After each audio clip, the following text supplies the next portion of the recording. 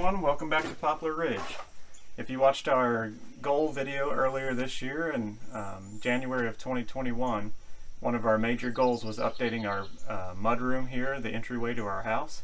As you can see, that has happened, or at least it's starting to happen. Back behind me I've installed a new main entry door, which was one of the major goals because the prior one we had swung the wrong direction. And we're probably going to do some updating to the exterior of this too. We're going to put a new light up and maybe do something different with the siding right here. So come on inside, let me show you what we got going on in there.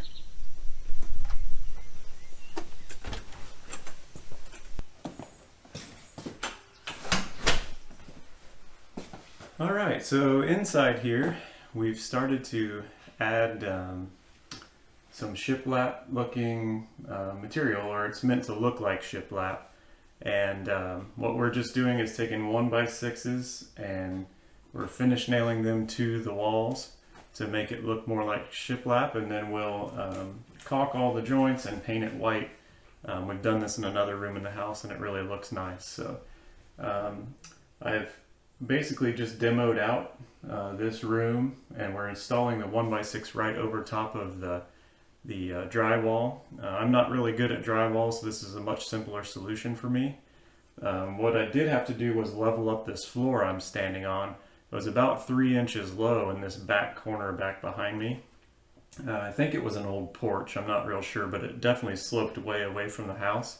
So that had to be leveled up so that we can put a new floor in here as well. So things are coming along. I thought I'd just maybe put you on a time lapse and let you see how the project finishes up today.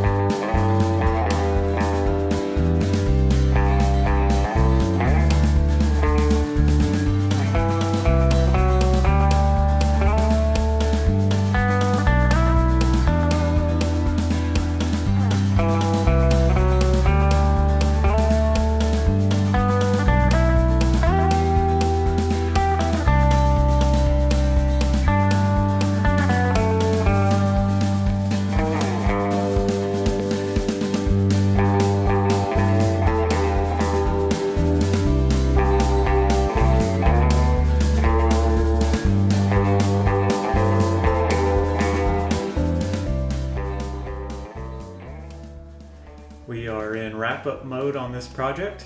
We have installed some window trim and crown molding around the top, and we're getting very close to getting this wrapped up. So I hope you enjoyed the time lapse that we put you on.